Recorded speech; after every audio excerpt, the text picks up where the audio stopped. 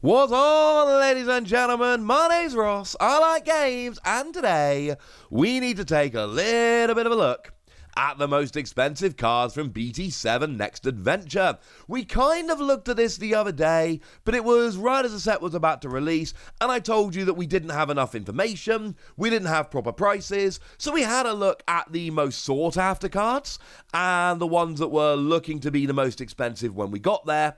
The good news is the set is now out, we do have a bunch of data, and that means that we can start looking at what the most expensive cards from the set actually are. And we're using TCG Player and eBay and a bunch of other places to try and mash this together. So of course we start off with number 10, and we've actually got quite a nice clear cutoff other than number 10, and I'm afraid number 10 is going to have to be a shared award between the alternate art of Strabamon and the alternate art of Flamemon, both of which come in somewhere in the region of about $20. Now, here, I don't mind giving a joint award because not only are these very similar in value, they're actually mirror images of each other as cards. Both Strabamon and Flamemon are level 3s, they've got the exact same statistics, free to play, 0 to evolve, 1000 power. Both of them, when you play, you reveal the top 4 cards of your deck, add a card with hybrid in its traits, SUSANOODON or relevant tamer, either Koji Minamoto or Takuya Kambara, to your hand and place the remaining cards at the bottom of your deck in any order. And then on deletion, Strabamon lets you play a Koji Minamoto from your hand for free, and Flamemon lets you play a Takuya Kambara from your hand for free. They are very much mirror images of each other. And basically, if you're playing a blue hybrid / SUSANOODON deck, you're going to want Strabamon. If you're playing a red hybrid / SUSANOODON deck, you are going to want to play Flamemon. And that is why these cards end up on, the kind of bottom rung of the ladder, but still in the top 10, which is still pretty good. And honestly, if ever I had to have 2 cards sharing a space, this seems perfect. Moving up a tiny bit, and we are a little bit clustered towards the bottom, we've got the CHERUBIDAON alternate art, which I'm going to say is about $22. But again, don't judge me too harshly on that. Like I say, these are going to fluctuate around. These are going to change as the metagame changes, as we get further away from the release of the set, etc. Take this as a rough guide rather than a guarantee of value, I suppose is what I'm saying. And Digimon here, you've got a moderately popular Digimon, but really here we're talking playability. This is a deck which saw a bunch of play when it came out, BT7 over in Japan, and is looking to see a bit of play over here as well. When you Digivolve, you can play a purple tamer from your trash without paying its memory, and then for each tamer you have in play, you delete one of your opponent's level 4 or lower Digimon. So it's another one of those decks where you're really looking to get as many tamers as you can in play, and then take advantage of this. Also, on deletion, for every tamer you have in play, you can play one level 3 Digimon from your trash without paying its memory, and because it doesn't say play effects don't activate, they totally do. If you can get enough tamers into play, CHERUBIDAON becomes an absolute beast here. Now, moving up into number 8, we see ourselves the alternate art of WYRBRIDS, which I'm going to put at around about $25.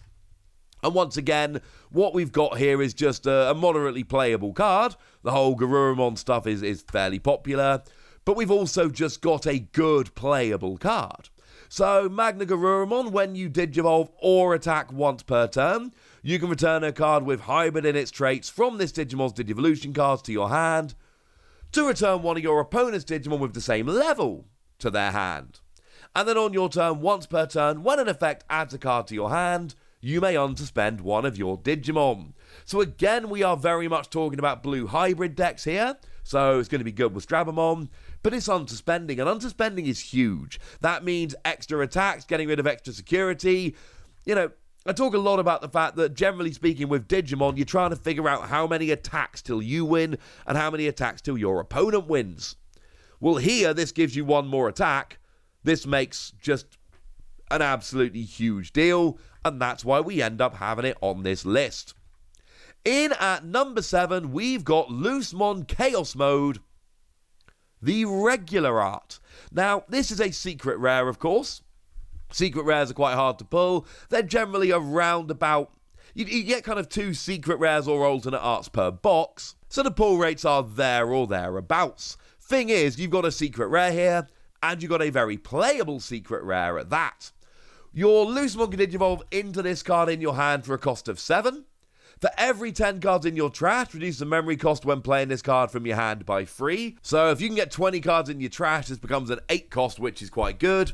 And when you play or digivolve, you delete one of your opponent's tamers or level 6 or lower Digimon. Basically anything but a level 7 Digimon. That's good control, and of course, we've also got tamer control here, which is not something we see very often at all, and this all adds up to a very good card. We've got a bunch of weird things that can play this more cheaply, it can play itself more cheaply. This is one you're going to see teched into a bunch of decks. In at number 6, we've got the alternate art of DORUGORAMON. Now, I feel a little bit guilty, because this is one I left off of my most sought after list the other day, and the more I thought about this after making that video, the more I realised I might have done an upsie. Because actually, DORUGORAMON's really good, and it's seen a bunch of play, and this is the alternate art version of it, and I think I aired in my previous video. And for that, I can only apologise. Value-wise, we're putting this around about, I don't know, $35, maybe a little bit lower. And this is an alternate art of a level 6 super rare, which is pretty playable, and that's always a recipe for going up in value. On your turn, for each card with X antibody in its traits in this Digimon's Digivolution cards, gain 1,000 power. And then when attack, so you start with 11,000, but really you should be up to 14, 15 pretty quickly. And when you're attacking once per turn, you can place a card with X antibody in its trait from your hand to the bottom of this Digimon's Digivolution cards to delete up to 2 of your opponent's Digimon with play cost less than or equal to this Digimon's Digivolution cards. Basically, you place extra cards under and then start destroying your opponent's Digimon. And the fact of the matter is, we've actually got some really good Digimon that you would whack under to start giving yourself some advantages. I mean, one of the best ones in this set is DORUGORAMON that gives you security attack +1. But what you can basically do here is digivolve from DORUGORAMON, but then when you attack, you put a DORUGORAMON from your hand to the bottom of this Digimon's Digivolution cards, and then all of a sudden you've got security attack +2. Which is clearly ridiculous. There are plenty of other inheritable skills you can play around with these X antibody cards. For my money, DORUGORAMON's still probably the simplest and best. But yeah, that's why this one ends up pretty high. In at number 5, we've got the regular art of SUSANOODON. And what we've got here is a secret rare and the best card in the set. SUSANOODON is still wrecking over in Japan. It is still seeing a whole bunch of play.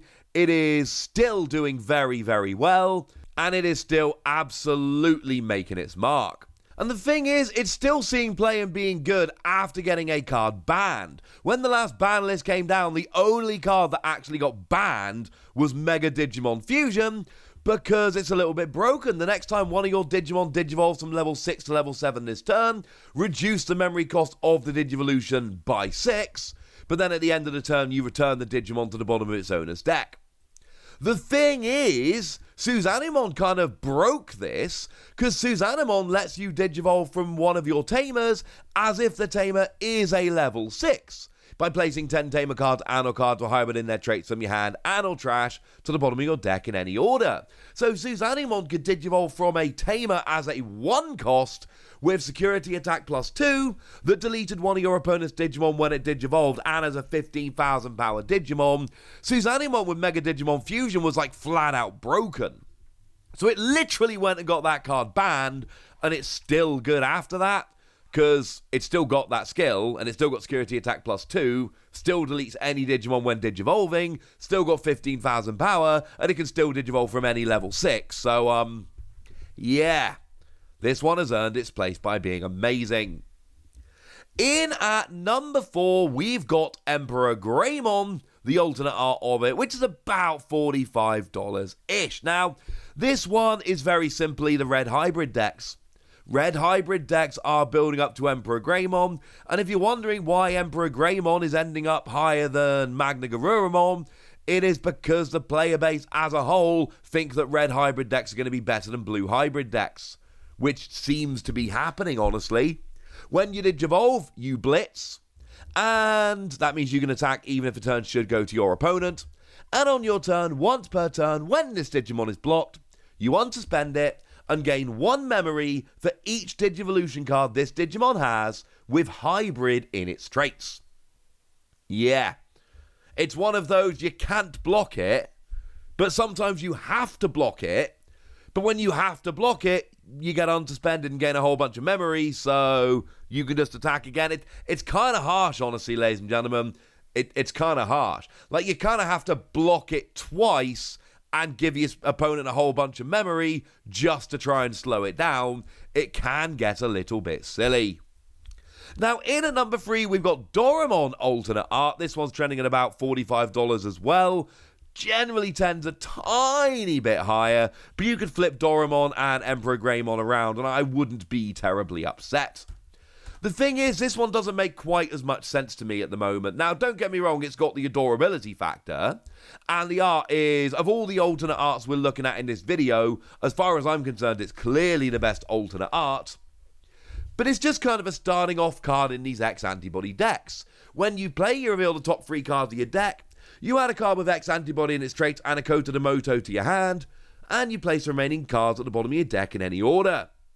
Then, as an inheritable skill, once per turn, when one of your effects places a Digivolution card under this Digimon, gain a memory. And actually, no, I lie, I do know why this is higher than things like DORUGORAMON. The reason essentially is because this can fit into a lot more X antibody decks. And actually, over in Japan at the moment, all these X antibody decks that are doing well are playing this Dorugoramon. They're not all playing the DORUGORAMON. Sorry about that. And then numbers 1 and 2 are pretty predictable. In at number 2, we got Loosemon Chaos Mode, the alternate art, which is around about $50-ish. And that is the alternate art version of Loosemon Chaos Mode. We don't need to talk much about this. We've already talked about it. Suffice to say that the alternate art of a secret rare, except for really weird exceptions, these are the hardest cards to actually pull in any set. So you got a really playable card, a really good card that was on the list normally, then you add in that it's basically the hardest card to pull in the set, and that makes sense. So of course, number 1 is the alternate art of SUSANOODON. Same thing I said about SUSANOODON a moment ago. It's a really playable card, it's best card in the set. And same thing I said about Loosemon Chaos Mode alternate art. It's a secret rare alternate art, it's really hard to pull. You put that all together, you get a $60 card, although that is probably on the lower end. And frankly, this makes perfect sense. So there we go, ladies and gentlemen. Those are the cards you want to be pulling. Those are the most expensive. Now you know, and I want to hear from you guys. Have you pulled any of these? Were your pre-releases good to you? Were your boxes good to you? Let me know in the comment section, would you? Go nuts! Be nice! And then make sure you like this video, subscribe to this channel, follow me on Twitter at TheWYRBRIDS. That's where we talk Digimon and a whole bunch of other card games. And please do consider checking out patreon.com/PTCGradio, where you can support the channel, get some bonus podcasts and all kinds of fun things. But by far the most important thing as always, look after yourselves till next time, would ya? Thank you very much for watching. My name is Ross, and you've been watching Wossy Plays.